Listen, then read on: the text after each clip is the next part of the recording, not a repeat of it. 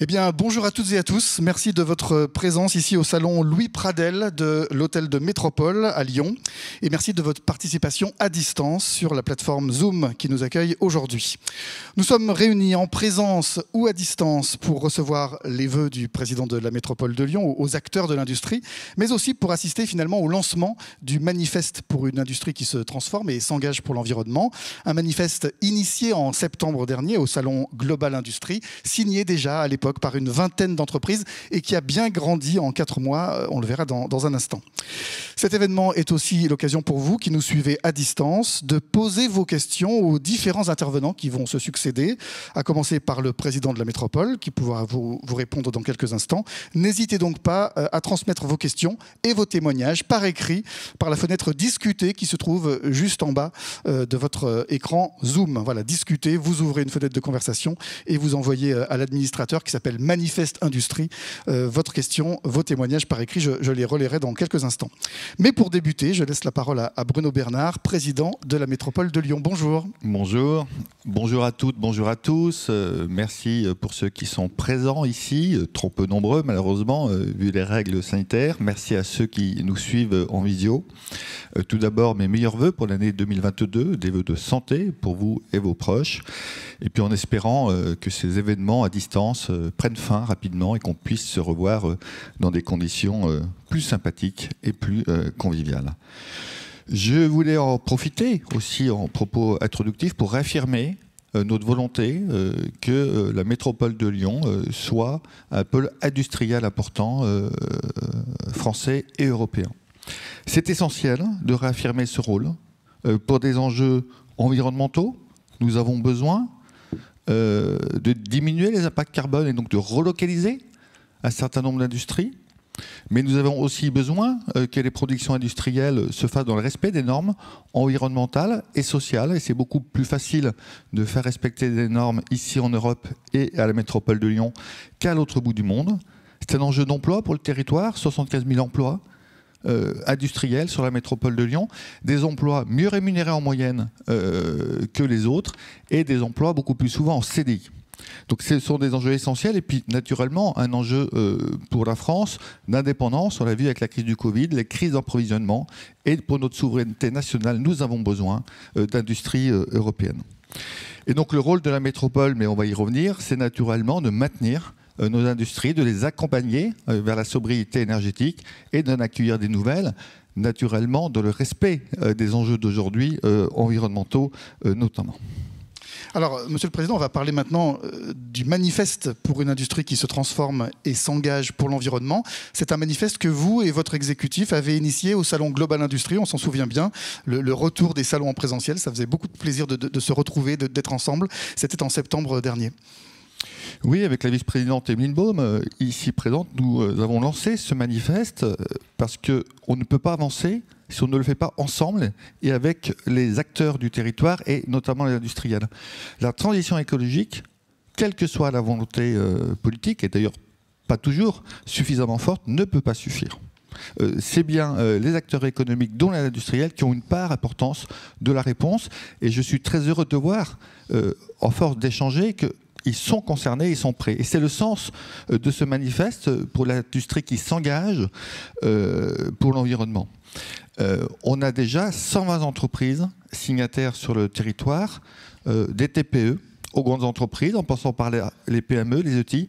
Et ces 120 signataires représentent déjà plus de la moitié des emplois industriels du territoire. Donc maintenant, nous avons une volonté commune, les enjeux sont connus, passons à l'action ensemble pour transformer nos industries. Alors justement, on a une première question qui nous arrive par la fenêtre discutée de Zoom. Vous pouvez y accéder vous aussi. 120 entreprises déjà signataires, quelques mois après le tout premier, l'initiation de ce manifeste. Est-ce que d'autres entreprises pourront rejoindre la démarche autour du manifeste? Il y a peut-être des gens comme ça qui nous regardent, qui ne sont pas signataires et qui pourraient être intéressés. Est-ce que ce manifeste a vocation à accueillir plus de monde? Oui, les signatures restent naturellement ouvertes. Certains y réfléchissent. Des grandes entreprises ont besoin de validation interne, de conseil d'administration, donc c'est un peu plus long. D'autres sont un peu plus souples dans leur processus de décision, mais naturellement, il est ouvert à toutes les industries du territoire, et plus nous serons nombreux, plus nous serons efficaces.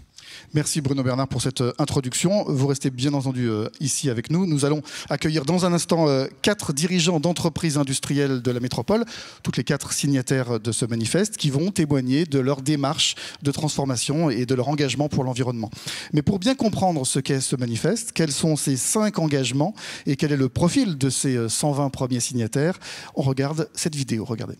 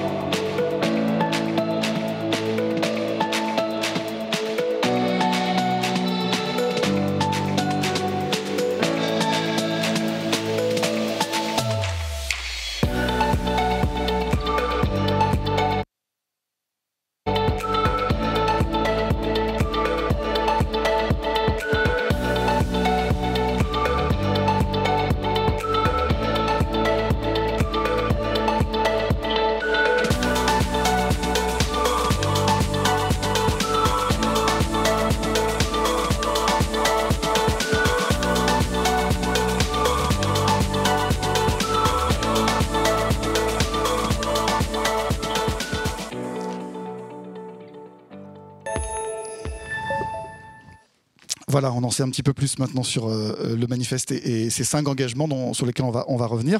Je vous présente nos 4 témoins industriels. Henri Biscara, bonjour, vous êtes président du directoire du groupe Orapi, spécialisé dans les produits d'hygiène et la désinfection, dont le siège est à Saint-Vulbas, mais vous comptez des installations de production à Vénissieux et à Vaux-en-Velin. On en parlera dans quelques instants. À vos côtés, Félix Besner, bonjour. Vous êtes directeur général de CAPSA, spécialiste de la transformation de containers, entreprise située à Meyzieux. À vos côtés se trouve Franck Moll. Bonjour Monsieur Moll, vous êtes gérant d'AB Fonderie à Saint-Genis-Laval. Vous travaillez l'aluminium et les alliages légers pour fabriquer des pièces techniques pour de nombreux secteurs d'activité. Et enfin, François Amiot. Bonjour Monsieur Amiot, dirigeant et cofondateur de Codéo, spécialiste du réemploi de matériel informatique. On a une quinzaine de minutes ensemble avant de prendre quelques questions de celles et ceux qui nous suivent à distance. Je vais faire un premier tour de table pour vous demander de présenter votre entreprise en quelques mots et nous dire pourquoi vous avez signé ce manifeste. À vous. Bonjour. Alors, la société Orapi conçoit, fabrique et distribue donc des produits d'hygiène professionnelle, donc des produits de désinfection, de nettoyage et des produits de maintenance industrielle. Nous sommes 1100 personnes dans le monde, environ 400 en région lyonnaise. Et nous avons donc, vous l'avez dit, 2 sites de production, un à Saint-Vulbas dans la Plaine de l'Ain et un autre à Vénissieux, et puis un site de distribution à Vaux-en-Velin. Et on fait 20% de notre chiffre d'affaires à l'international. Et pourquoi vous avez signé ce manifeste ? Alors, pour nous, c'est un peu une évidence. Vous savez, dans les produits d'hygiène, donc on fait des produits détergents, des choses. On est un peu dans le collimateur, je dirais déjà. Donc, il est important pour nous d'évoluer et nos clients l'attendent. Et puis, je dirais déjà, en premier lieu, nos collaborateurs l'attendent. Nos collaborateurs, c'est d'abord des citoyens. Donc, ce ne sont pas des gens qui, quand ils rentrent chez eux le soir, font le tri de leurs déchets et ont un éco-geste, et puis qui seraient des pollueurs toute la journée dans leur entreprise. C'est pas possible. Donc, il y a une cohérence d'ensemble à avoir. Donc, il est urgent pour nous d'évoluer pour qu'on puisse attirer et donner du sens à nos collaborateurs. Merci. Félix Besner, même question. Quelques mots sur votre entreprise et la raison de votre signature. Eh bien, CAPSA fait partie du groupe Dreyer. C'est un groupe industriel qui est basé à Avignon. On est un groupe qui se définit comme essentiel dans l'industrie. Et l'industrie essentielle parce qu'on a plusieurs activités. Je vais plutôt vous parler de la partie CAPSA qui aujourd'hui a signé le manifeste. CAPSA, c'est une société qui existe depuis maintenant 9 ans. On est spécialisé dans le réemploi de containers maritimes. On a 3 activités principales, une dans l'événementiel qui était notre première activité, et puis 2 autres activités qui sont très proches des enjeux dont on va parler, autour de l'industrie et de la construction. Très bien, merci. Et Monsieur Moll, peut-être, pour AB Fonderie. Quelques mots sur cette fonderie. AB Fonderie, une fonderie d'aluminium d'une vingtaine de salariés, 2,5 millions de chiffre d'affaires à Lyon, Saint-Genis-Laval. On travaille donc pour l'industrie. On a une centaine de clients qui fabriquent des biens d'équipement industriels et on fabrique des pièces pour eux. La raison de la signature du manifeste, quand on m'a proposé ce document à la lecture, moi j'ai tout de suite reconnu ce qui était dans la ligne rouge de la raison d'être de notre entreprise, tant par l'audace et l'imagination pour inventer un monde nouveau, que par dans la partie insertion professionnelle qui rejoint l'ADN de notre entreprise. Merci. François Amiot pour Codéo. Bonjour. Codéo aujourd'hui, c'est un acteur de l'économie circulaire. On est basé donc à Lyon. On a un groupe de 180 personnes, dont 120 dans la région lyonnaise et le reste sur le reste de l'Europe. Donc nous, on a vocation, notre métier, c'est d'accompagner les grands comptes, les entreprises et les collectivités dans leur gestion de vie de parc de leurs équipements informatiques. Et donc, de fil en aiguille, de les aider, les accompagner à plutôt réemployer ou réparer leurs équipements plutôt que de les faire recycler, de baisser la consommation de leurs produits. Donc forcément, ce projet, il est plein de sens pour nous. Dans notre ADN, il y a toute la partie environnementale qui est enfin visible, qui devient enfin connue.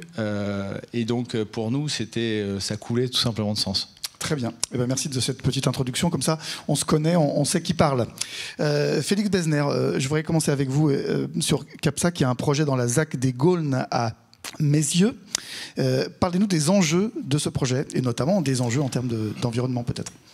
Bien sûr, du coup, les principaux enjeux qu'on identifie, c'est sur deux métiers importants chez nous, l'industrie et la construction. L'industrie, c'est comment accompagner nos clients qui sont souvent dans des enjeux responsables. On a beaucoup de clients dans les PropTech, dans l'hydrogène, dans la méthanisation, dans les photovoltaïques et autres, qui demandent un accompagnement précis, qui demandent un accompagnement volumétrique par rapport aux enjeux qui sont croissant.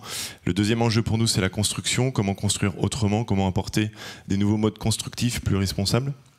En réemployant nos containers maritimes, aujourd'hui, on voit qu'on sait positionner une réponse qui est légitime, qui apporte un confort de vie et en plus une utilisation qui est parfaitement en lien avec les enjeux sociaux et responsables qu'on évoque. Et du coup, tous ces enjeux-là font que CAPSA a beaucoup grandi ces 4 dernières années. Aujourd'hui, c'est près de 50 salariés, à peu près 14 millions d'euros de chiffre d'affaires et un potentiel de croissance et de développement qui est beaucoup plus important que ça, en France et à l'étranger. Notre objectif pour diminuer notre empreinte carbone, c'est de le faire dans un seul et même centre pour éviter de démultiplier notre consommation d'énergie par rapport à tout ça. Et du coup, le fait de déménager de Mézieux à Jonage, on ne va pas aller beaucoup plus loin, mais ça nous permet complètement de changer de dimension, de bénéficier d'un bâtiment qui est beaucoup plus adapté à notre usage, du coup qui sera moins consommateur également, et qui surtout sera beaucoup plus fin et précis dans notre volonté de s'industrialiser. Donc là, on a un deuxième enjeu, hein, c'est de passer d'artisan à industriel. On est en plein milieu de cette mutation et du coup le fait d'arriver à Jonage sur le territoire de la ZAC des Gaulnes sera un parfait outil. Est-ce que la métropole vous accompagne dans ce projet, dans ces enjeux ? Oui, CAPSA et la métropole, c'est une longue histoire d'amour qui a débuté à la naissance de CAPSA, essentiellement par le prisme entrepreneurial au début. On a tout de suite trouvé beaucoup d'accompagnement et beaucoup d'aide.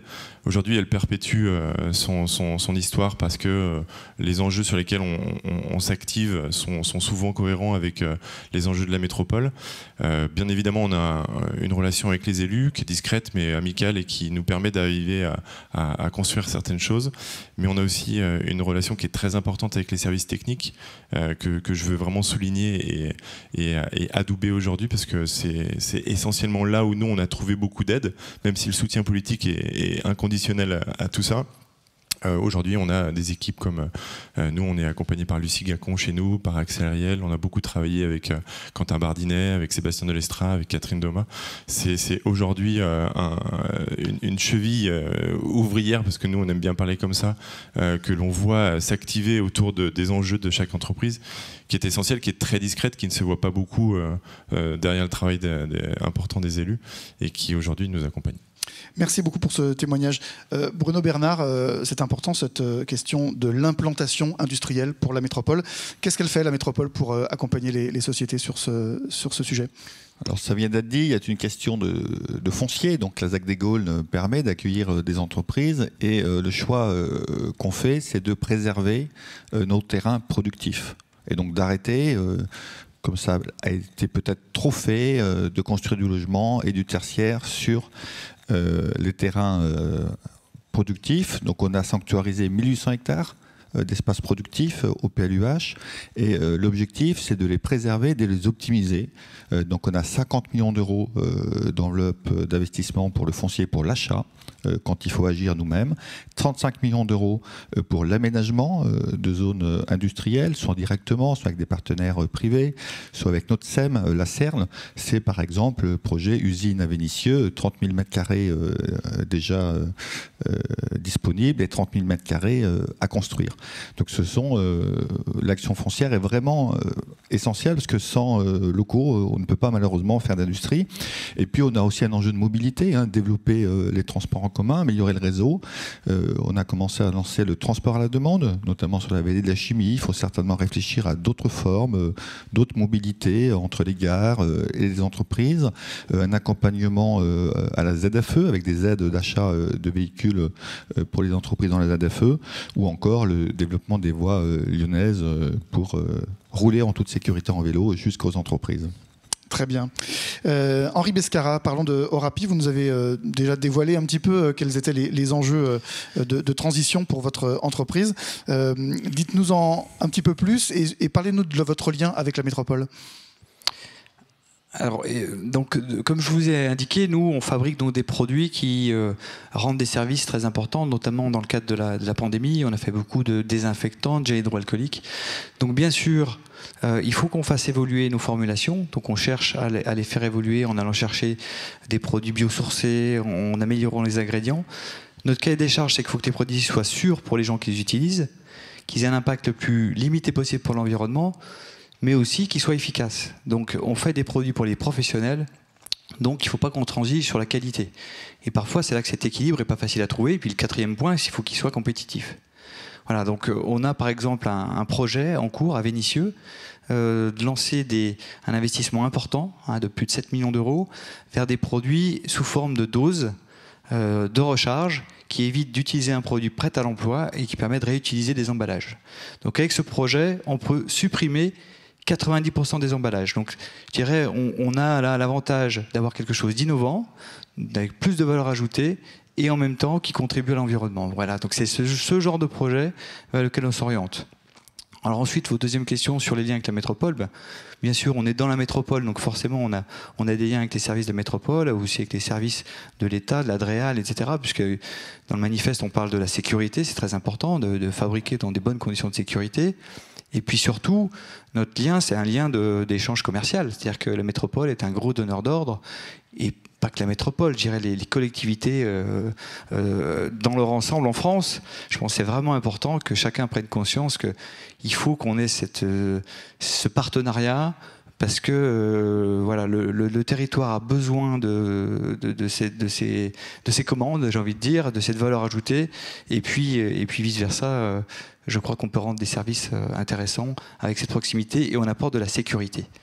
Vous avez mis en œuvre, je crois, l'outil d'évaluation de l'impact territorial que la métropole a mis en place. Là aussi, lancé, on s'en souvient, à Global Industrie, qui était vraiment le lieu où tout démarrait. Qu'est-ce que ça vous a apporté d'utiliser cet outil d'analyse de votre empreinte ? Je pense que c'est un peu challenging, hein. C'est-à-dire que l'outil apporte de nombreux sujets et on s'aperçoit dans beaucoup de sujets qu'on n'est peut-être pas, on a encore des progrès à faire. On peut faire des choses. Donc, et puis ça apporte des idées à nos équipes, des idées parfois. Alors il y a des choses qui sont structurantes, hein, calculer son bilan carbone, etc. C'est compliqué. Puis il y a des choses beaucoup plus simples qu'on peut mettre en œuvre beaucoup plus rapidement, faire des stages d'éco-conduite à nos vendeurs, etc. Voilà. Donc je dirais on essaie d'être pragmatique avec cet outil. Merci. Bruno Bernard, c'est important quand on veut se transformer, de savoir d'où on part. Du coup, l'outil d'analyse d'impact, il est intéressant à ce titre. Oui, puis je rappelle, c'est un outil numérique gratuit pour les entreprises du territoire, mais pour toutes celles qui veulent en profiter en France, qui permet, ça a été très bien expliqué, d'avoir un état des lieux, une prise de conscience pour certains sujets qu'on n'avait pas forcément dans le viseur, quelques pistes d'amélioration, donc c'est un point important. Je voulais aussi rebondir sur la question de l'achat, de la commande publique, qui est essentielle aussi. 600 millions d'euros d'achat annuel de la métropole de Lyon, et donc nous avons lancé un schéma d'achat responsable que pilote Émile Baume, avec des critères qui sont en train d'être mis en place. Ça travaille avec plus d'une centaine d'acteurs économiques pour les définir, pour des critères sociaux, environnementaux, de RSE, qui vont avantager naturellement les entreprises vertueuses et donc celles du territoire à répondre à la commande publique. Très bien. Franck Moll, chez AB Fonderie, vous avez des enjeux aussi peut-être en termes d'emploi. Le président tout à l'heure dans ses vœux a expliqué à quel point la stratégie industrielle c'était aussi porter des emplois finalement, parce que l'industrie ce sont les emplois, et des emplois qualifiés, des emplois parfois mieux rémunérés, comme vous l'avez dit tout à l'heure Bruno Bernard. Comment ça se passe chez AB Fonderie à Saint-Genis-Laval? Alors l'entreprise que j'ai créée il y a une vingtaine d'années, je l'ai créée dans le but de faire l'expérience de pouvoir insérer des personnes éloignées de l'emploi en étant une entreprise ordinaire, donc en fonctionnant comme tout un chacun, sans aide particulière, à part celles qui sont offertes à tous ceux qui embauchent des personnes sur des parcours un peu difficiles, sur lesquels les gouvernements successifs, depuis une vingtaine d'années, ont proposé différents outils. Donc nous, on a dans notre ADN d'être une entreprise dont la mission est la croissance des personnes qui y travaillent, et considérer que l'entreprise est un outil communautaire qui appartient donc à un collectif qui peut plus largement aussi appartenir à un lieu d'une commune, une agglomération. Et bien entendu, les personnes qui y travaillent sont très locales. On est assez central, accès TCL, etc. Donc on est vraiment au cœur de ville, avec des actions de promotion de notre métier également, qui est un métier un petit peu difficile en termes de ressources, parce qu'il est assez méconnu et peut-être une image un peu négative, alors qu'il est très valorisant pour les gens qui y travaillent et qui découvrent ce métier, puisqu'on a cette capacité à former du personnel. C'est ce qu'on a appris au fil des années à faire, et c'est aujourd'hui une vraie force que d'être capable d'intégrer des personnes qui arrivent sans bagage particulier, pour les mettre sur un itinéraire de progression professionnelle. Est-ce que la métropole vous accompagne sur ce volet? Alors on a, comme l'ont dit les personnes ici présentes, le simple fait de travailler localement dans la métropole, évidemment, on bénéficie de tout ce que la collectivité propose. Et plus spécifiquement, on est sur un projet, oui, de croissance et de développement ambitieux, d'ouverture de postes pour des personnes éloignées de l'emploi. Très bien, merci beaucoup Franck Moll. Bruno Bernard, que fait la métropole pour le volet emploi? Attendez, voilà, les micros, on va peut-être les tourner dans l'autre sens, si ça ne vous embête pas, vers vous. Voilà, ce sera bien. Que fait la métropole sur le volet emploi pour les entreprises industrielles? Alors c'est un des enjeux vraiment énormes, puisque de plus en plus d'industriels, mais aussi d'autres acteurs économiques d'ailleurs ont du mal à recruter sur le territoire. On arrive à un seuil où les choses sont quand même complexes. Donc on est là pour accompagner. Alors pas tout seul, puisque l'État, la région sur la formation ont aussi des rôles importants. Nous, on travaille sur le volet insertion énormément pour permettre à des habitants un peu éloignés de l'emploi de s'en rapprocher petit à petit.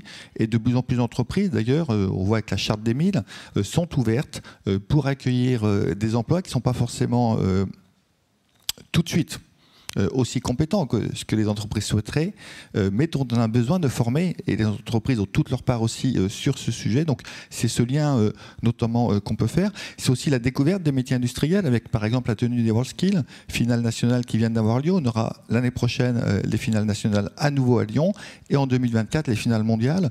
Et c'est un outil sur 2-3 ans avec les acteurs économiques, avec leurs représentants sur lequel on travaille pour faire découvrir tous ces métiers de l'industrie et faire naître des vocations de la part des jeunes, mais aussi que les familles comprennent à quel point ces métiers sont intéressants et méritent toute l'attention des jeunes.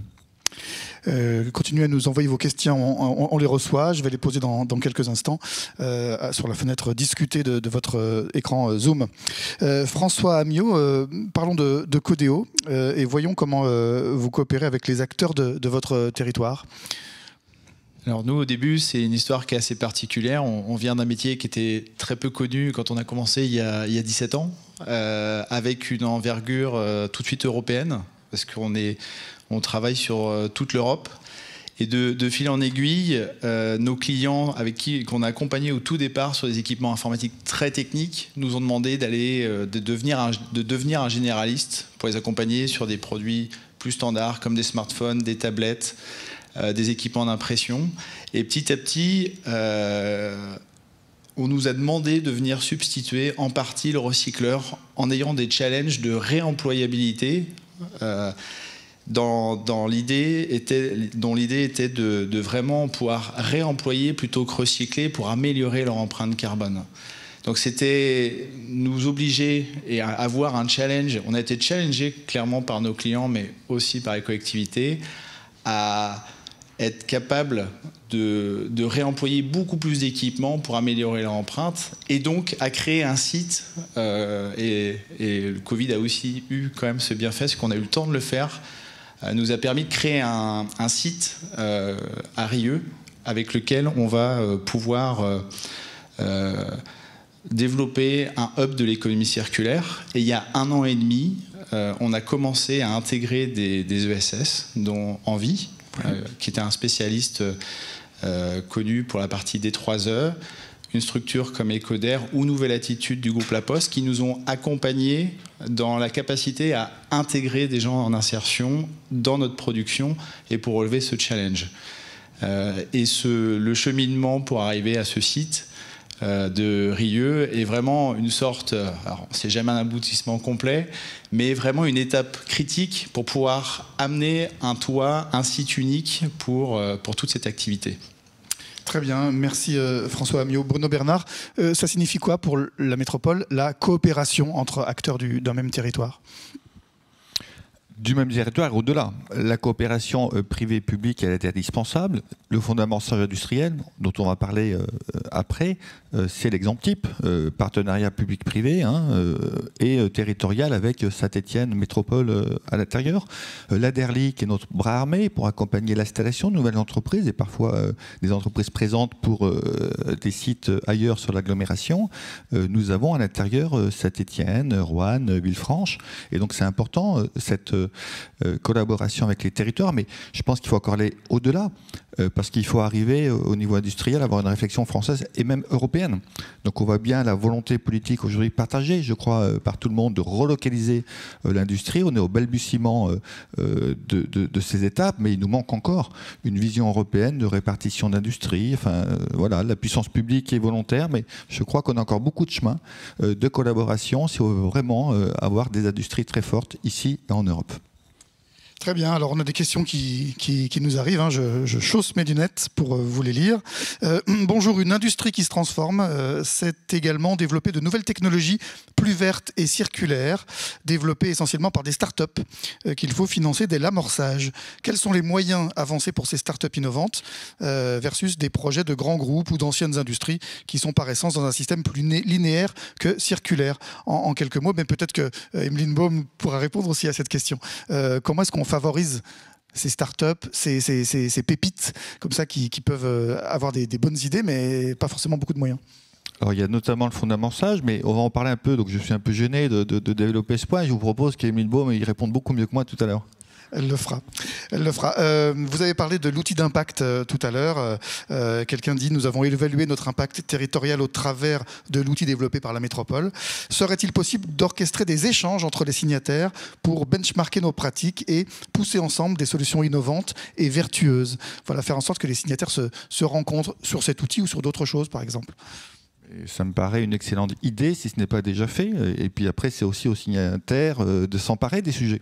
Nous, on est là pour accompagner, mais comme j'aime à le rappeler, c'est quand même les entreprises avant tout qui font l'économie du territoire, les emplois. Nous, on aide, on favorise, mais il faut que chacun prenne sa part. Donc, je pense que c'est essentiel qu'il y ait un benchmark fait sur cet outil. Eh bien justement, on a quand même 4 entrepreneurs ici, 4 industriels de la métropole. Vous avez la chance d'avoir le président de la métropole juste à côté de vous. Est-ce qu'il y a un message que vous voudriez faire passer, soit une question, soit un message, un témoignage particulier, un appel, une idée que vous voudriez faire passer? Est-ce que l'un de vous 4 veut commencer Monsieur Biscara. J'ai parlé un petit peu de l'importance de l'achat public. Et je pense qu'il y a un point que j'ai à cœur, c'est je trouve que les systèmes et le légal qui est tout autour de cette... c'est vrai que c'est très compliqué, l'achat public au niveau légal, etc. peut amener un risque de pratiques très orientées vers des prix, vers l'exploitation de tableaux Excel, et qui, à la fin, n'est pas un cercle vertueux, mais un cercle vicieux, parce que, je parle de ce que je connais de notre activité, on va amener potentiellement des produits de faible qualité, donc on va consommer en plus grande quantité, et qui finalement vont coûter plus cher et vont polluer davantage. Donc il faut que les acheteurs et les services soient associés, c'est-à-dire les utilisateurs soient associés à ce qui est acheté pour aller vers de la valeur ajoutée, des produits de meilleure qualité, mais qui du coup seront moins consommés. Et je pense que le coût global pour la collectivité ne sera pas supérieur, voire sera inférieur. Et en plus, on travaillera en circulaire. Voilà, donc, et bien sûr, la concurrence doit jouer, etc. Mais vraiment, sur cet aspect de la qualité des achats, c'est très important qu'on laisse aux équipes la possibilité de travailler avec leurs services et de faire de la qualité. Alors, je crois que cette question va intéresser Bruno Bernard parce qu'il s'est lancé avec son exécutif dans un grand chantier d'achat responsable. Est-ce que cette question peut rentrer dans ce chantier, Elle rentre totalement dans ce chantier. D'abord parce que ça vient d'être expliqué, il n'y a pas que le prix, on a d'autres critères comme tout le monde, mais c'est vrai que souvent le prix est quand même très important, il faut se le dire. Et donc tout l'enjeu du schéma d'achat responsable, c'est d'avoir d'autres critères. Pas seulement parce que ça pourrait nous coûter moins cher à nous, mais ça coûte de toute façon moins cher à la puissance publique quand on prend tout en compte. Si on met un impact carbone dans les critères forts, et ben on fait travailler plutôt des entreprises à proximité qu'à l'autre bout du monde. Donc même si on paye nous peut-être un peu plus cher au moins au début, ça crée un cercle vertueux d'emplois, de taxes, donc de revenus pour l'État et pour d'autres. Donc ça va dans le bon sens. Et ce schéma d'achat responsable, on a déjà plus d'une centaine d'acteurs économiques qui ont participé, donc il faut continuer, nous passer des propositions pour qu'on améliore dans chaque cadre, dans chaque filière, que ça soit celle de l'alimentaire, que ça soit celle des produits d'hygiène, que ça soit celle du textile et d'autres, nos méthodes d'achat pour être le plus vertueux possible. Très bien. François Amiot, et après je viens vers M. Besner. Donc moi, plutôt une proposition. Parce qu'on vient d'un métier qui est assez peu visible ou qui est visible depuis peu de temps, c'est plutôt une suggestion. Grâce à la métropole, on a découvert beaucoup de confrères, beaucoup de structures qui sont... souvent des PME ou des petites structures qui ont des vrais savoir-faire sur lesquels on pourrait, je pense, à l'échelle de la région, faire un vrai cluster de compétences. Et on pense qu'il y a, avec l'aide de la métropole, on pourrait probablement faire vraiment un pôle d'excellence national, voire même européen, parce qu'il y a toutes les compétences dans la région lyonnaise pour le faire. Merci. Félix Besner. C'est pareil, c'est... une question affirmation, essayer de continuer continuer l'effort, l'exercice d'accompagner. Vous parlez du lien public-privé. On voit à quel point il est essentiel. Et nous, on voit, je parle en mon nom, mais peut-être que les personnes ici présentes auront le même point de vue, mais on est quand même plongé au quotidien dans nos activités, dans nos enjeux, dans les problématiques sociales, sanitaires en ce moment particulièrement. Le fait d'être sollicité, de venir à vous, de construire des clusters, d'animer, de participer, d'être au plus proche de nos entreprises, c'est extrêmement important pour nous. Et le fait que vous puissiez nous solliciter dans ce genre d'événement ou encore d'autres, je pense qu'il faut continuer de l'animer. J'ai un bon exemple parce que nous, on est aussi sur le territoire avignonnais. On a une usine là-bas. C'est d'autres produits, c'est d'autres transformations. Mais il y a de l'accompagnement, mais c'est pas le même. Et on voit à quel point l'accompagnement politique fait complètement la différence. Nous aide à nous transformer, nous aide à nous réinventer. On parle, on travaille beaucoup sur les problématiques de logement. Il y a d'énormes problématiques ici. Le lien public-privé, de solliciter des sociétés, des constructeurs comme nous sur ces sujets-là, de nous amener pas forcément dans de la commande, mais dans les réflexions, dans la discussion, c'est des ouvertures qui vont franchement, je pense, nous aider. Très bien. Monsieur Moll. Oui, deux aspects. Le premier, c'est peut-être en termes d'accueil, nous, des personnes qui viennent, qui sont éloignées de l'emploi et qui sont donc accompagnées par des structures.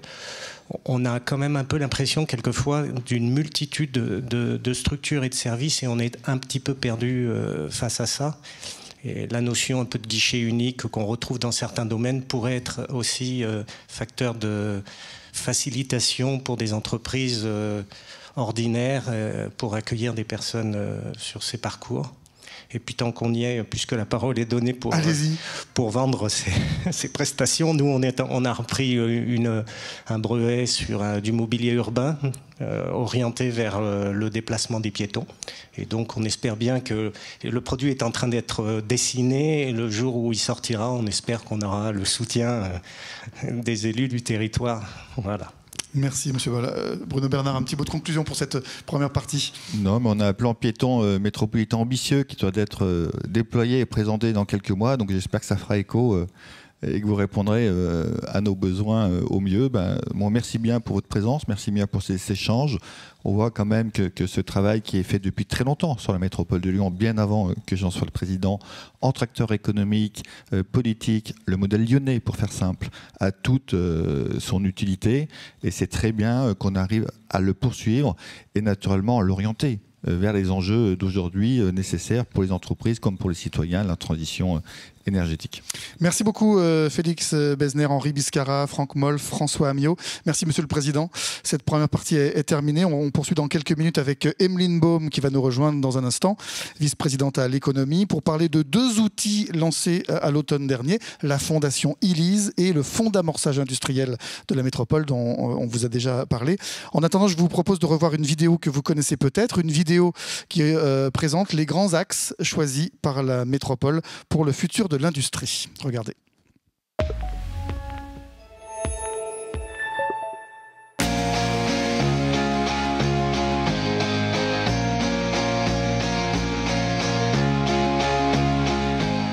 Sur le territoire de la métropole de Lyon, nous sommes nombreux à nous mobiliser pour le futur des activités productives. Alors la collectivité territoriale, la métropole de Lyon, nous faisons le choix pragmatique de mobiliser nos compétences pour le bénéfice de toutes et tous au service de l'industrie sur 4 aspects. Le premier aspect qui concerne la transformation pour que notre industrie respecte le climat et le vivant. Le deuxième aspect est relatif aux capacités d'accueil de notre territoire pour que les activités industrielles puissent se maintenir et se développer sur l'ensemble du territoire en limitant les pollutions et les nuisances et en augmentant, bien entendu, le nombre d'emplois non délocalisables et utiles. Le troisième aspect concerne la reconnexion entre l'industrie au sens large du terme, nos territoires et les habitants. Cette nécessité de produire ici et maintenant ensemble. Et le dernier aspect qui est essentiel pour nous, c'est d'accompagner l'industrie pour qu'elle soit plus inclusive, avec des emplois pour toutes et tous, de la coopération au sein des chaînes de valeur, mais aussi de la coopération avec les autres territoires. Je vous laisse découvrir notre plan.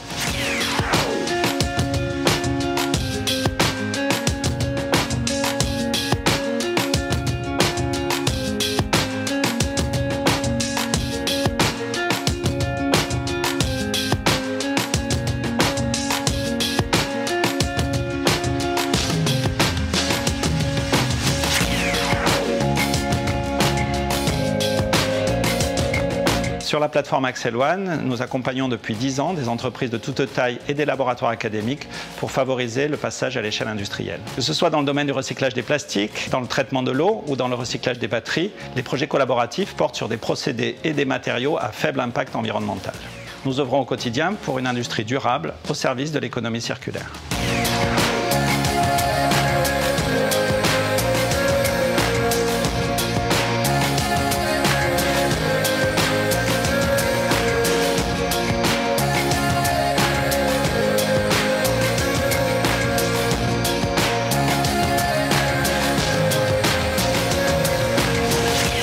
Sur le territoire de la vallée de la Chimie, la métropole de Lyon et les acteurs industriels locaux proposent des solutions optimisées d'implantation et de croissance avec un accompagnement personnalisé, des bureaux et des terrains adaptés, des services mutualisés tels que des associations d'entreprises, des laboratoires d'analyse ou des démarches communes dans la collecte, le traitement et la valorisation des déchets. C'est donc une offre unique qui permet à des entreprises de se développer sur le territoire et de manière durable.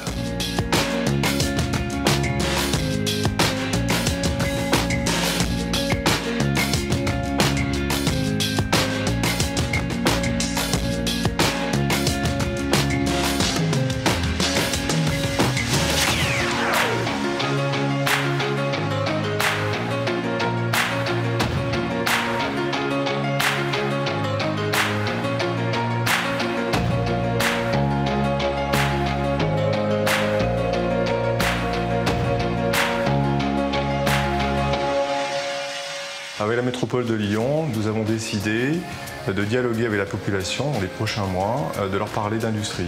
L'idée, c'est de toucher en particulier les jeunes, de leur donner envie des métiers d'industrie qui sont rémunérateurs et qui offrent des perspectives, qui surtout en fait sont pour la plupart du temps des métiers où on fabrique des produits qui sont utiles pour les gens. Et être utile dans une société, ça fait sens.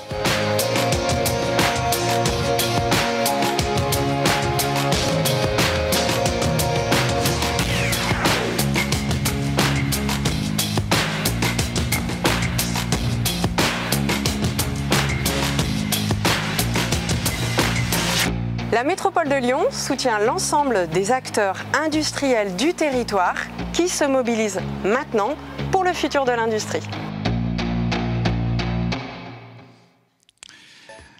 Voilà, Emeline Baume nous a rejoint, première vice-présidente de la métropole de Lyon à l'économie, l'emploi, au commerce, au numérique et à la commande publique. Bonjour. Alors le micro devrait marcher. Faites voir. Est-ce qu'il faut appuyer sur le petit bouton ici ? Et voilà, c'était moi, pardon. Emeline Baume, le président a présenté tout à l'heure la stratégie industrielle et ses enjeux avec les ambitions du manifeste. Un élément marquant, c'est la difficulté de recruter sur les métiers de l'industrie. Qu'est-ce que vous mettez en place, vous, concrètement, à ce sujet ? Alors effectivement, le président Bruno Bernard en a fait écho tout à l'heure à ces tensions sur le recrutement, mais plus globalement, ce qu'on a observé, et c'est pas nouveau, c'est la nécessité de repositionner dans l'inconscient collectif ces métiers du faire qui sont entre autres mis en avant dans le cadre de la compétition WorldSkills dont on a parlé juste avant, mais aussi finalement tout l'intérêt qu'il y a de s'inscrire dans une logique de territoire pour les activités productives. Donc a été lancée l'année dernière la fondation nommée ELISE pour la reconnexion à l'industrie. Donc une façon en fait pour nous, puisque c'est un collectif qui porte cette fondation, le collectif étant le rectorat, puisque là on parle bien d'une question d'acquisition de compétences, de découverte de métiers, voire même d'apprentissage, les industriels avec l'UIMM, mais aussi des territoires qui sont concernés par ces activités productives, donc Saint-Étienne Métropole avec Marc Chassot-Bénet qui est en distanciel et la métropole de Lyon. Notre parti pris, c'est vraiment de permettre à des entreprises, à des TPE, PME, PMI, ETI, grands groupes, de porter des projets dans un premier temps, dans le cadre d'un premier appel à projet auprès de collégiens, la tranche d'âge 11-16 ans, donc à la louche on est sur des collégiens.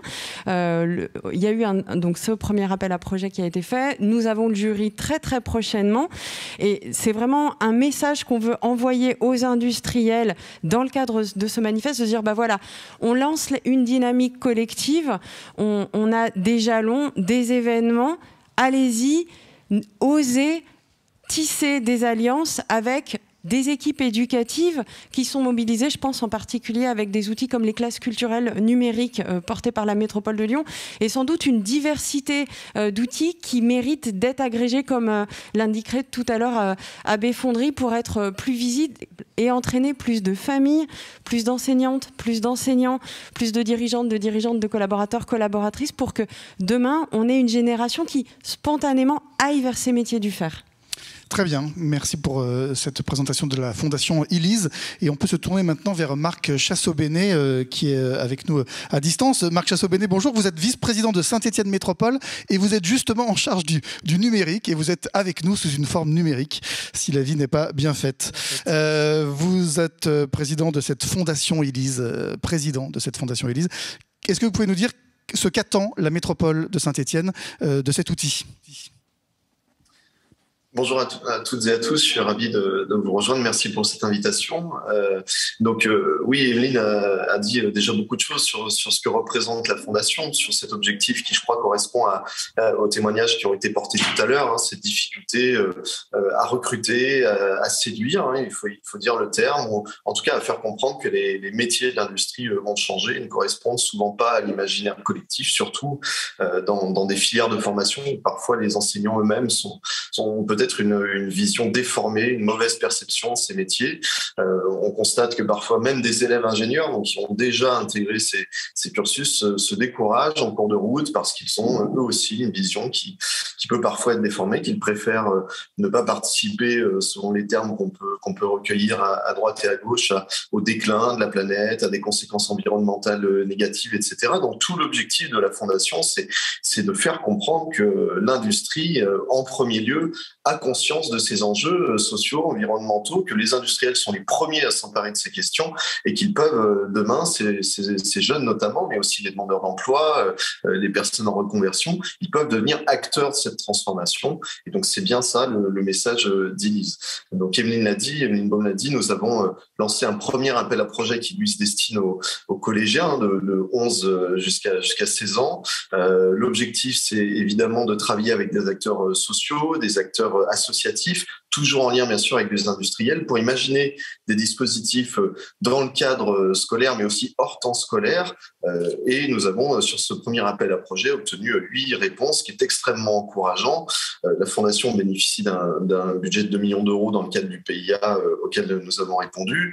Ces appels à projet seront en moyenne accompagnés à hauteur de 400 000 euros. Donc nous avons vraiment les moyens sur 2 années de mettre le pied à l'étrier de ces projets et puis de finalement souhaiter une pérennité, une autonomie par la suite la plus favorable possible, avec un développement donc, qui démarre très vite avec ce premier appel à projet, puis une structuration de la Fondation rapide, puisque là nous intégrons nos nouveaux bureaux, nous recrutons.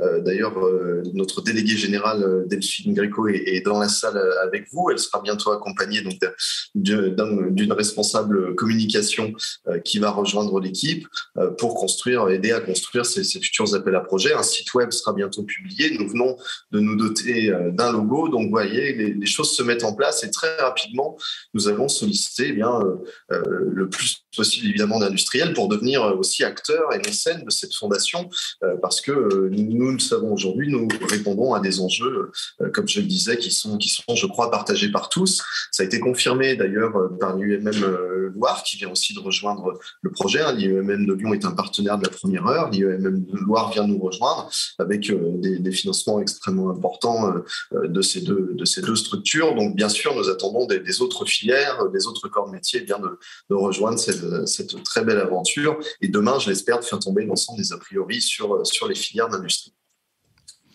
Merci Marc Chassot-Bénet. Restez avec nous si vous le voulez bien. Je vais inviter maintenant Olivier Morel, directeur territorial de la Banque des Territoires. Si vous voulez venir prendre place, vous êtes le bienvenu. On va parler d'un autre outil pour la transformation de l'industrie, le fonds d'amorçage industriel. Evelyne Baume, vous nous rappelez l'origine de ce fonds et ses caractéristiques ? Oui, bien sûr, avec plaisir. Et puis, ça répond à la question de tout à l'heure sur je suis une jeune entreprise innovante, mais que fait la métropole de Lyon pour accompagner ma bonne idée, mon innovation de rupture, mon innovation qui permettra d'être complètement décarbonée ou de créer une boucle locale d'économie circulaire.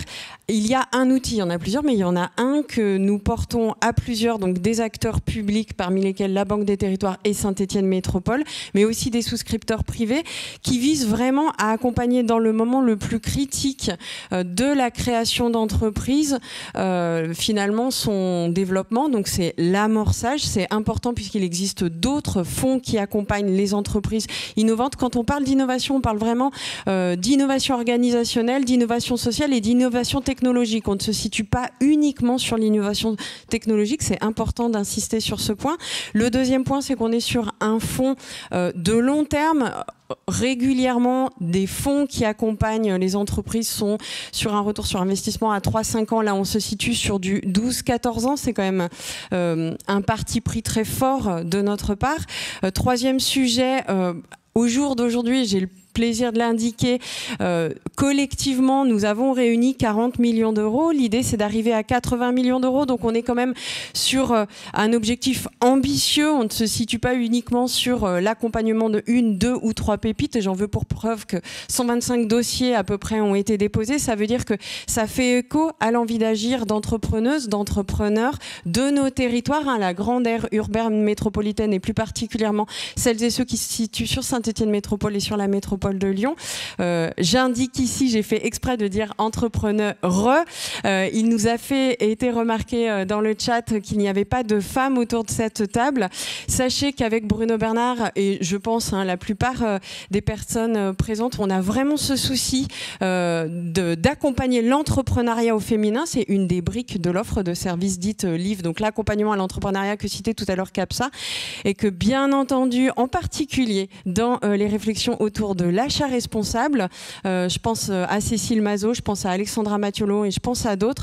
On a une diversité de femmes dirigeantes qui ont levé le doigt et qui savent entraîner des organisations pour se transformer pour le futur de l'industrie. Je tenais à le poser là et indiquer qu'aux côtés de la Banque des Territoires et Saint-Étienne Métropole, parce qu'il y a aussi des femmes dans ces organisations, les acteurs publics de ce fonds d'amorçage industriel à impact, vous l'aurez compris, il y a un sujet d'impact, sont la Caisse d'épargne Rhône-Alpes, mais aussi la Chambre de commerce et d'industrie, qui sans doute est connectée, enfin sont tous les deux connectés. Très bien, merci. Marc Chassot-Bénet, je me tourne vers vous à nouveau. Là aussi, Saint-Étienne Métropole est donc engagée aux côtés de la métropole de Lyon et de ses partenaires. Que représente cet outil pour votre territoire, ce fonds d'amorçage ? Saint-Étienne Métropole, c'est un outil extrêmement important parce que c'est vraiment l'occasion pour nous de nous positionner au centre de la région Auvergne-Rhône-Alpes, puisque nous avons développé un dispositif équivalent avec Clermont Métropole, un fonds d'amorçage qui lui est géré par Sofimac. Donc c'est vraiment une opportunité de faire valoir cette spécificité de territoire d'innovation qu'est Saint-Étienne Métropole. Ça reste la ville aux 1000 brevets depuis toujours. Cette capacité d'accueil de start-up et d'entreprises innovantes qui augmente d'ailleurs encore avec le projet Cité du Design 2025, qui est un projet sur lequel nous investissons 60 millions d'euros publics, privés, dont une très grande partie est destinée à l'accueil des entreprises, avec une plateforme régionale d'innovation par le design, qui va permettre justement la réalisation de laboratoires d'usage, de preuves de concept, adossées à une matériothèque qui est extrêmement importante. Donc toutes les conditions avec cet atout du design qui est le nôtre sont réunies pour favoriser évidemment l'accueil de ces entreprises. Et avec ces deux fonds d'amorçage, ces deux outils, nous sommes aujourd'hui extrêmement bien dotés pour le faire, avec ces atouts du territoire stéphanois, donc le design bien sûr, mais le new manufacturing, notamment via Manutech, avec ce laser femtoseconde qui offre aujourd'hui des possibilités illimitées, qui donne à notre territoire un atout majeur dans le traitement de surface par exemple, et puis la santé qui reste un des grands pôles d'innovation stéphanois. Donc des atouts très complémentaires de la métropole de Lyon et qui finalement, je le pense, dans le cadre de ce fonds d'amorçage, vont permettre de répondre à énormément de demandes au moment effectivement de la phase d'amorçage de l'industrialisation de beaucoup de projets. Merci beaucoup Marc Chassot-Bénet. Bonjour à Saint-Étienne depuis Lyon. Olivier Morel, je me tourne vers vous maintenant. Bonjour. La Banque des Territoires intervient dans ce fonds pour le compte de l'État dans le cadre du PIA, le Programme d'investissement d'avenir territoire d'innovation. Ça devrait marcher normalement. Quel est votre rôle concret ? Oui, bonjour. Oui, ça marche. Ça marche. Quel est votre rôle concret? Alors, en fait, il est utile de rappeler que ce projet de fonds d'amorçage, il est né dans le cadre de Territoire d'innovation. Et Territoire d'innovation, c'est un programme d'investissement d'avenir qui est opéré par la Banque des Territoires pour le compte de l'État. Donc nous ne sommes pas sponsors directs du fonds, hein, on agit bien pour le compte de l'État dans cette opération. Le bras de l'État. Juste peut-être rappeler, même si Stéphane Villekroz le rappellera peut-être après, donc qu'est-ce qui a fait que l'État a choisi d'investir dans ce fonds? C'est qu'on est sur un fonds très innovant et qui est potentiellement réplicable sur d'autres territoires. Alors cette innovation, elle vient du fait qu'on vient répondre à un besoin de financement aujourd'hui qui est insuffisamment couvert par le marché, qui est le stade de l'amorçage, et en particulier de l'amorçage industriel. Voilà, donc c'est une opération qui... alors, Emeline l'a rappelé, l'idée c'était aussi d'être attentif à ce que ce fonds soit un fonds à impact. Donc au-delà de la performance financière à laquelle on reste évidemment attentif, l'idée c'est que ce fonds-là, il soit extrêmement performant sur le plan social et environnemental. Voilà, donc on a d'ailleurs challengé la société de gestion sur le niveau d'atteinte de ces indicateurs à impact, société de gestion d'Émetteur, qui sera amenée à prendre la parole tout à l'heure. Voilà, alors le rôle de la BDT dans ce fonds, on a été en accompagnement des 2 collectivités locales, hein, très en amont de l'opération, dans la structuration et le montage du fonds. On a été en appui sur la recherche de co-investisseurs, en appui sur la sélection de la société de gestion, et puis on a participé aux réflexions sur la thèse d'investissement. Voilà, donc on sera présent aussi tout au long de la vie du fonds, puisqu'on participe à toutes les instances de gouvernance du fonds. Et puis Emeline l'a rappelé, on est sur une première étape, un premier closing à 40 millions d'euros. On a tous l'objectif de monter à 80 millions. Voilà, donc on va poursuivre et accompagner la poursuite de la levée de fonds. Voilà. Merci Olivier Morel. On va justement accueillir maintenant les partenaires privés de ce fonds d'amorçage. Si vous voulez nous rejoindre, Stéphane Villekroz de Déméter, venez, je vous en prie. Guillaume Armanet de GRDF et Madame Lorraine Schmitt pour le groupe SEB. Venez nous rejoindre sur les tables qui sont ici sur cette scène. Des partenaires à qui aussi vous allez pouvoir poser vos questions. Il y en a quelques-unes qui commencent à arriver. On les prendra dans un instant. N'hésitez pas, la fenêtre discuter de Zoom est à votre disposition. Bonjour Stéphane Villekroz. Vous présidez ce fonds avec donc Déméter. Quels sont les critères de sélection des entreprises et les tickets d'investissement ? Bonjour à tous. Alors peut-être un petit mot en introduction. Nous, notre métier, c'est d'investir l'argent de nos clients, donc tous les gens qui m'entourent notamment, mais vous aussi probablement indirectement. Donc ce sont des investisseurs publics, privés, des industriels, des institutionnels. Et on investit au capital de start-up, de PME et de projets, qui sont tous dans la transition écologique. Et donc quand on investit dans ce secteur, forcément le territoire, ça compte. La transition écologique, c'est un enjeu avant tout territorial. La deuxième chose, c'est qu'on investit beaucoup dans l'industrie. Alors on parlait de l'attractivité du monde industriel pour les jeunes. Peut-être un certain nombre de collègues qui sont aussi des grands enfants, mais qui n'arrivent pas à investir dans l'industrie. En fait, nous on fait ça depuis tout petit et on trouve ça génial. En fait, on a beaucoup de belles histoires entrepreneuriales chez les gens qui fabriquent des produits ou des solutions. Et dans notre secteur, c'est donc des solutions qui sont bonnes pour le climat et l'environnement. Donc évidemment, répondre à la sollicitation des 2 métropoles et de la Banque des Territoires sur un tel projet, pour nous, ça a coulé de source. Donc on est très heureux d'avoir été sélectionnés pour accompagner ces entreprises pendant les prochaines années. Et les critères de sélection, alors quel que soit le secteur, en fait, c'est tous les mêmes. Donc évidemment, il y a d'abord l'équipe entrepreneuriale, donc les entrepreneurs et les entrepreneuses, parce que ça, c'est vraiment fondamental. En industrie, c'est encore, je ne vais pas dire pire, mais c'est encore plus difficile de trouver des fondatrices. Et puis, bien sûr, les objectifs de performance financière, je pense à mes clients, mais aussi extra-financière. Ça, c'est vrai pour tous nos fonds. Mais quand on investit dans la transition écologique, la capacité à mesurer ce qu'apportent les solutions et les produits innovants qu'on aide à développer sur les enjeux climatiques et environnementaux, c'est fondamental. Donc on n'a pas peur d'annoncer ce qu'on va avoir comme performance extra-financière, de s'engager dessus, aux côtés des entrepreneurs bien sûr qu'on accompagne, et aussi de le mesurer pendant la vie du projet et à la sortie, quand au bout de quelques années on recédera nos participations. Alors aujourd'hui c'est une étape importante pour le fonds, Olivier Morel l'a dévoilé en quelque sorte. On arrive au closing, ou en tout cas un premier closing. Qu'est-ce que ça signifie ? Alors concrètement, ça veut dire que le fonds existe et donc on peut réaliser les premiers investissements. Donc quand on s'était vu à peu près dans cette configuration à Global Industries, donc on était content parce qu'on avait été sélectionné par les deux métropoles et la Caisse des dépôts pour lever et gérer ce fonds. Bon, là on est encore plus content parce que maintenant nous gérons ce fonds. Il y a les sous. Oui, c'est une façon de présenter les choses, mais c'est surtout la possibilité. Nous ne sommes que des intermédiaires, des passeurs, des accompagnateurs, si vous voulez. Ce qui est important, c'est que maintenant on peut enfin accompagner des projets entrepreneuriaux et accompagner les histoires de croissance, parce que le but c'est ça, hein, c'est de faire la croissance bonne pour le climat et l'environnement, mais de faire de la croissance. Et finalement, ce qui est important dans un fonds d'investissement, c'est les projets entrepreneuriaux qu'on accompagne, qui sont toujours innovants. Ça, c'est une constante. Merci Stéphane Villecroze. On a avec nous deux des souscripteurs privés du fonds, les sociétés SEB et GRDF. Est-ce que vous pouvez nous expliquer les raisons de votre participation à ce fonds et les enjeux pour vos entreprises? On va commencer avec vous, Lorraine Schmitt. Vous êtes directrice des investissements pour le groupe SEB. Absolument. Bonjour à tous. Donc juste une petite présentation d'une phrase du groupe SEB. Donc c'est un grand groupe industriel français du petit équipement domestique qui est présent dans 150 pays et qui a plus d'une trentaine de marques qui souvent nous parlent parce qu'on les retrouve dans nos cuisines. Vous avez Tefal, Calor, Moulinex, SEB évidemment. Et je pense que ce qui est important de rappeler, c'est que voilà, au-delà de tout ce développement d'un groupe à échelle internationale, ça a toujours tenu à cœur au groupe SEB d'être très ancré dans son territoire local, français notamment. Je vous donne deux exemples. On a en France encore 11 usines.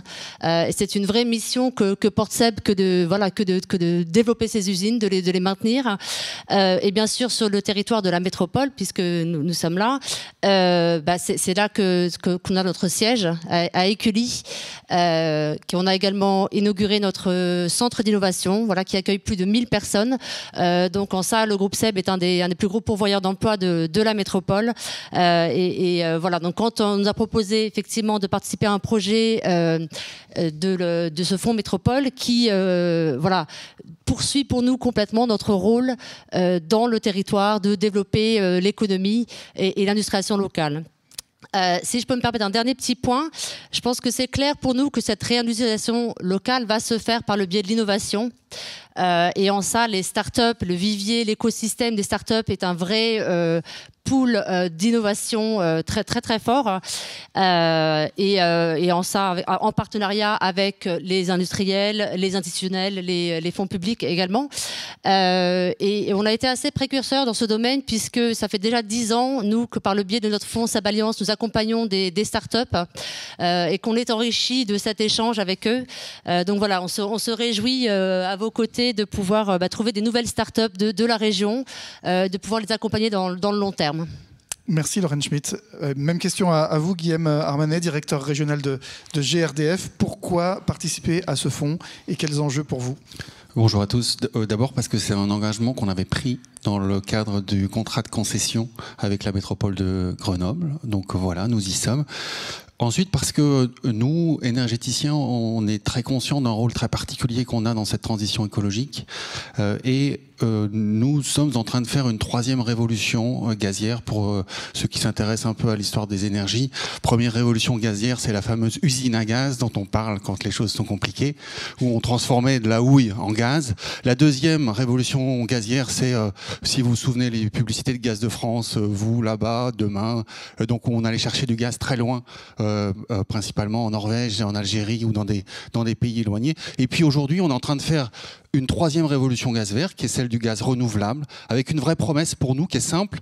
Nous nous engageons à ce qu'en 2050, le gaz qui circule dans les tuyaux de GRDF, c'est 200 000 km de réseau, donc c'est 5 fois le tour de la Terre. Ce gaz-là, il sera 100% renouvelable, issu des territoires, fabriqués à partir de déchets, que ce soit comme aujourd'hui déjà avec des déchets agricoles ou des déchets verts des villes et des métropoles ou des déchets de stations d'épuration comme à Lyon avec la station de la Fessine, mais aussi demain des déchets industriels qu'on va pouvoir méthaniser ou pyrogazéifier et qui va devenir finalement à la fois un traitement des déchets et de l'industrie de l'énergie locale faite en circuit court sur les territoires comme ici sur la métropole. Alors comment on fait ça? Mais nous sommes une vieille entreprise et j'ai noté le préambule du manifeste qui dit un problème créé ne peut être résolu en réfléchissant de la même manière qu'il a été créé. Eh bien, on veut se rapprocher un peu d'Albert et se dire qu'on va aussi pouvoir bénéficier de cet écosystème qui est extrêmement dynamique sur la région lyonnaise, le bassin lyonnais. Moi qui arrive dans la région, je m'en rends compte. Et surtout ne pas passer à côté de cette énergie formidable, de la dynamique économique de ces entreprises en émergence. On veut être associé à ça, on veut favoriser les technologies autour des énergies renouvelables, bien évidemment aussi celles qui concernent ce gaz vert dont je vous ai parlé, et ne pas rater, parce que on a, nous, notre évolution à faire, on veut aussi apprendre aux côtés de ces entreprises nouvelles. Et c'est la raison de votre participation à ce fonds d'amorçage. Merci. Il y a des questions qui nous sont arrivées. Je vais les poser un petit peu dans le désordre. Je chausse de nouveau mes lunettes. Une question pour Stéphane Villekroz. Quels indicateurs avez-vous mis en place pour investir dans des innovations technologiques, mais aussi des autres types d'innovations, produits, usages, procédés, social, marketing et communication, business model? Waouh. Alors, ça va être trop compliqué.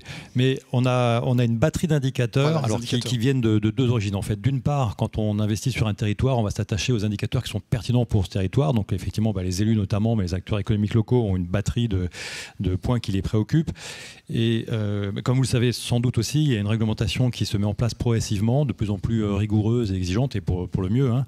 Et notamment ce qu'on appelle, c'est un peu un acronyme un peu barbare, mais le SFDR. Donc ce fonds est SFDR article 9, c'est-à-dire le plus haut degré d'exigence sur le reporting extra-financier et les engagements d'atteindre de critères extra-financiers. Et donc vous avez en fait 16 indicateurs principaux qui sont suivis. Alors certains vont s'appliquer plus à certaines sociétés qu'à d'autres. Mais voilà, on a un cadre qui est déjà défini, hein, qu'on utilise déjà, y compris pour sélectionner les dossiers. Et on s'attachera à sélectionner les indicateurs les plus pertinents et à les suivre dans la durée pour chacune des sociétés accompagnées. Très bien. Une question pour vous, Emeline Baume. Que révèlent les premières tendances de l'outil d'impact territorial ? Donc le fameux outil qu'on a lancé sur le salon Polytech. Polytech et non pas Global. Il en faut quand même un petit peu pour Polytech. Alors la première tendance déjà, c'est ce que le président indiquait tout à l'heure avec l'illustration des 4 entreprises, c'est que les entreprises du territoire ont pris le temps de répondre. Franchement déjà, merci. En particulier donc les entreprises signataires du manifeste pour l'industrie. Ce qu'on a observé vraiment à la grande louche, c'est qu'une grosse majorité travaille les sujets d'approvisionnement. Alors ça s'entend aussi parce que quand on se situe dans l'industrie, on a un sujet matière, matériaux, énergie, donc forcément on regarde un peu auprès de qui on achète, à quel tarif, comment c'est acheminé. On sait très bien que la logistique a un certain coût maintenant. On a observé que l'analyse de cycle de vie est quelque chose de présent aussi dans les organisations productives. En revanche, quelque chose qui nous a questionné et qui nous questionnera demain, en particulier je pense à la Chambre de commerce et d'industrie, parce qu'on est sur ces sujets-là, entre autres avec Lyon Éco-Énergie, et il faut qu'on élargisse le spectre, c'est le sujet du bilan carbone, qui est très présent dans les discours, donc qui est très présent auprès des dirigeantes et dirigeants, mais qui n'est pas forcément fait pour 1001 raisons. Donc on se pose la question d'un accompagnement. On a, si on bascule sur le sujet inclusion, emploi, capital humain de l'organisation, des réflexions autour de la présence des seniors et des jeunes, aucun souci, des femmes aussi. Par contre, on retrouve quelque chose autour de la RQTH, de la prise en cause des travailleurs en situation de handicap, qui relève aussi de politiques publiques portées par la métropole de Lyon. Je rappelle que nous avons la maison métropolitaine du handicap, la MDPH. Donc on va s'y atteler, entre autres, avec mon collègue Pascal Blanchard.